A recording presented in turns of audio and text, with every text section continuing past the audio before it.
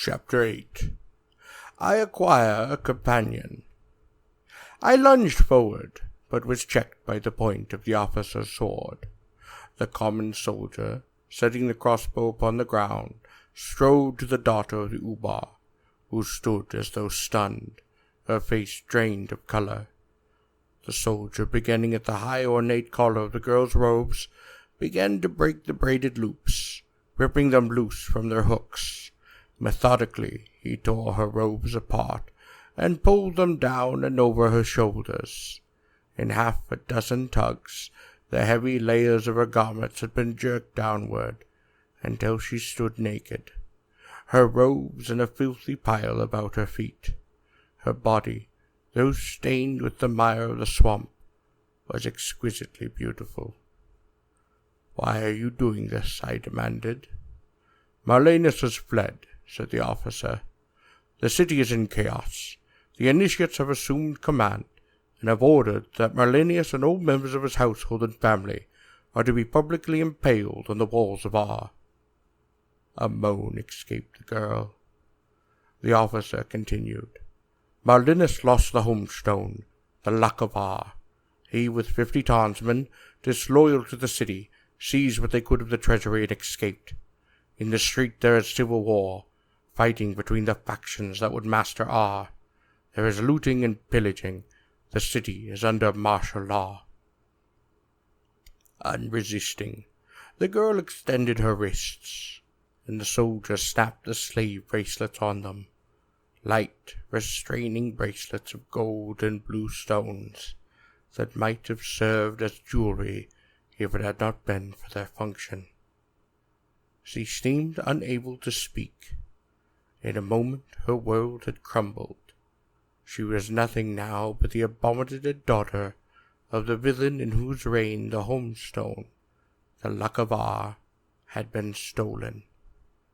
Now she, like all other members of the household of Marlenus, slave or free, would be subjugated to the vengeance of the outraged citizens who had marched in the processions of the Ubar in the days of his glory, carrying the flasks of Kalana wine and the sheaves of Sartana grain, singing his praises and the melodious litanies of Gor.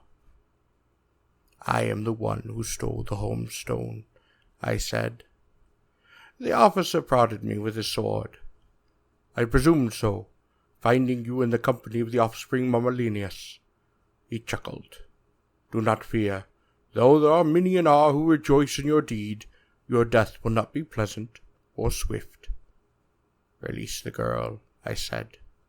"She has done no harm. She did her best to save the homestone of your city." Tarlina seemed startled that I had asked for her freedom. "The initiates have pronounced their sentence," said the officer. "They have decreed a sacrifice to the priest-kings to ask them to have mercy and to restore the homestone." In that moment I detested the initiates of Ar, who, like other members of their caste throughout Gor, were only eager to seize some particle of that political power they had supposedly renounced in choosing to wear the white robes of their calling. The real purpose of the sacrifice to the priest-kings was probably to remove possible claimants to the throne of Ar, and thereby strengthen their own political positions. The officer's eyes narrowed, and he jabbed me once more with his sword. "Where," he demanded, "is the homestone?" "I do not know," I said. His blade was at my throat. Then, to my amazement, the daughter of the Ubar spoke. "He tells the truth." The officer regarded her calmly. She blushed, realizing her body was no longer sacred in his sight, no longer protected by the power of the Ubar. She raised her head once more and spoke quietly. "The homestone was in the saddle-pack of his Tarn. The Tarn escaped. The stone is gone." The officer cursed under his breath. "Take me back to Ar," said Talina. "I am ready." She stepped from the pile of her filthy garments and stood proudly among the trees, the wind slightly moving her long, dark hair. The officer looked her over, slowly, carefully, his eyes gleaming. Without glancing at the common soldier, he ordered him to leash me, to fasten around my throat the leading chain often used on Gor for slaves or prisoners.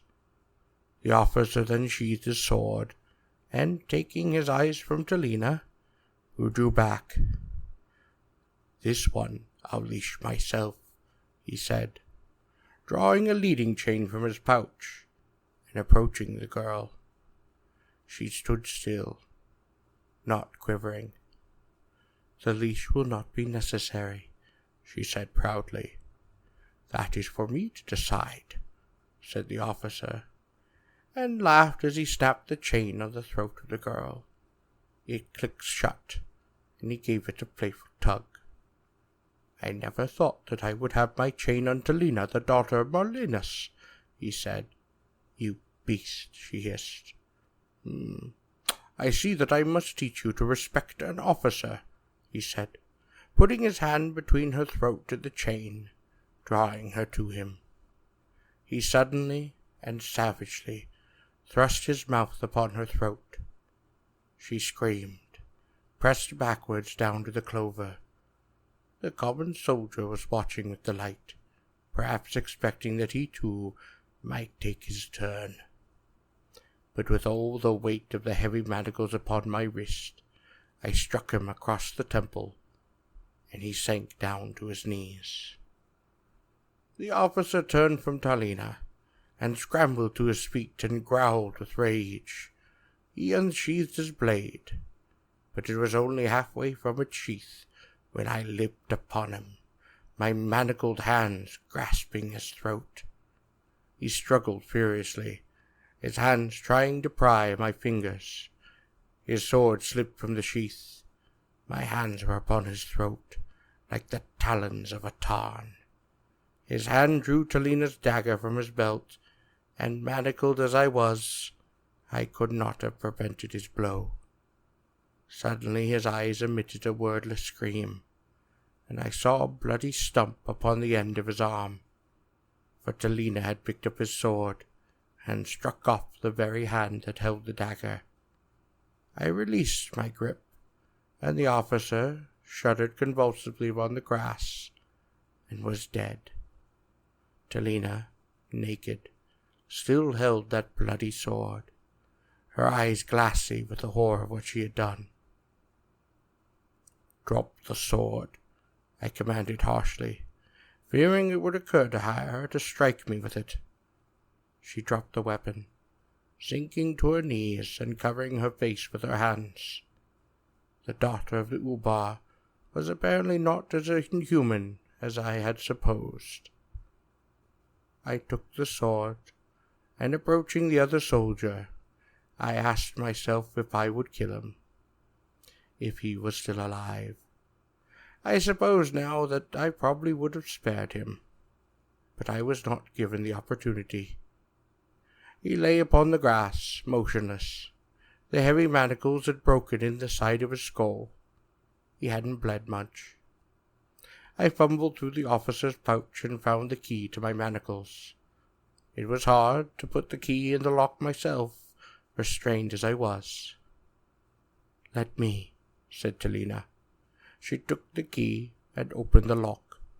I threw the manacles to the ground and rubbed my wrists. "I ask your favor," said Talina, standing meekly by my side, her hands confronted in front of her by the colorful slave bracelets, the leading chain still dangling from her throat. "Of course," I said. "I am sorry." I dug about in the pouch and found that tiny key to the slave bracelets, which I opened immediately. I then removed her leading chain, and she removed mine. I examined with greater detail the pouches and equipment of the soldiers. "What are you going to do?" she asked. "Take what I can use," I said. sorting out the articles within the pouches. Most importantly, I found a compass chronometer, some rations, water flasks, bowstrings, binding fiber, and some oil for the mechanism of the crossbow. I decided to carry my own sword and the shoulder's crossbow, which I unwound, relaxing the tension upon the metal span. His quiver contained some 10 quarrels. Neither soldier had carried a spear or shield. I didn't want to be burdened with a helmet, so I tossed to one side the leading chains, the manacles, and the slave bracelets that Talina and I had worn. There was also a slave hood, which I similarly discarded. I then carried the 2 bodies down to the swamp, and rolling pitched them into the mire. When I returned to the glade, Talina was sitting upon the grass, near the garments that had been ripped from her. I was surprised that she had not taken to dress herself. Her chin was sitting upon her knees, and when she saw me, she asked, most rather humbly, I thought, "May I clothe myself?" "Surely," I said. She smiled sadly. "As you can see, I carry no weapons." "You underestimate yourself," I said. She did seem flattered, and then bent to the task of poking about in the pile of heavy, filthy garments. They must have been as offensive to her nostrils as they were to mine. At last she took a relatively unsoiled undergarment, something blue and made of silk, bare upon the shoulders. She drew it on, belting it with a strip of what had once been her veil. It was all she wore. Surprisingly, she no longer seemed as concerned about her modesty. Perhaps she now felt it would be foolish with her utter exposure.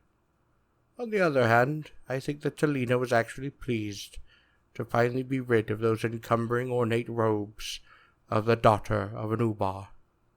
Her garment, of course, was much too long, as it had originally reached to the ground, covering those absurd platform-like shoes that she had once worn.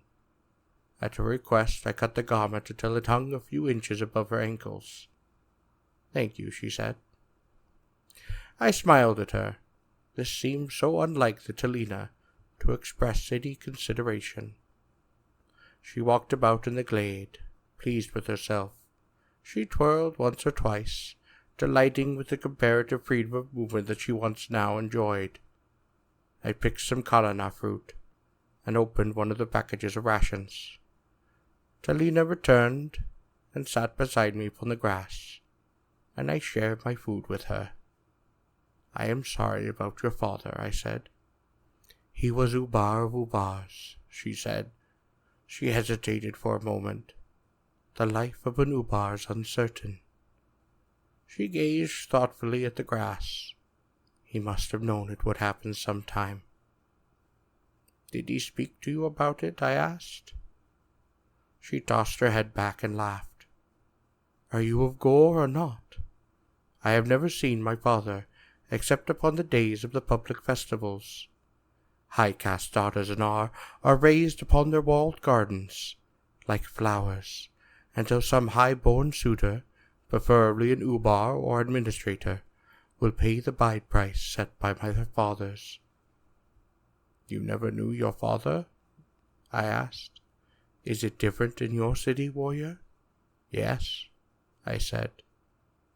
I remembered that in Korbar, primitive though it was, family was respected and maintained.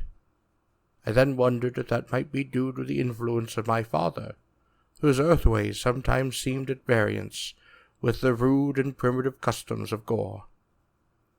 "I think I like that," she said. Then she looked at me most closely. "What is your city, warrior?" "Not Ar," I replied. "May I ask your name?" she said tactfully. "I am Tal." "Is that a youth's name?" "No," I said. "It is my true name." "Talina is my true name," she said. Of high caste, it was natural that she was above those common superstitions connected with the revealings of one's name. Then she asked most suddenly, "You are Tal Kabat of Korbar, are you not?" I failed to conceal my astonishment, and she laughed most merrily. "I knew it," she said. "How?" I asked. "The ring," she said, pointing to that red metal band that encircled the second figure of my right hand. "It bears the crest of Cavit, administrator of Korribar, and you are the son Tarl, whom the warriors of Korribar were training in the arts of war." "The spies of Ar are most effective," I said. "More effective than the assassins of Ar," she said. "Pakor, Ar's master assassin, was dispatched to kill you. He failed." I recalled that attempt upon my life in the cylinder of my father, an attempt that would have been successful except for the alertness of my friend, the older Tarl. "Korribar is one of the few cities my father feared," spoke Talina, "because he realized it might someday be effective in organizing other cities against him. We of Ar thought they might be training you for this work, so we decided to kill you." She stopped and looked at me, something of admiration within her eyes. "We never believed you would try for the Homestone." "How do you know all this?" I asked.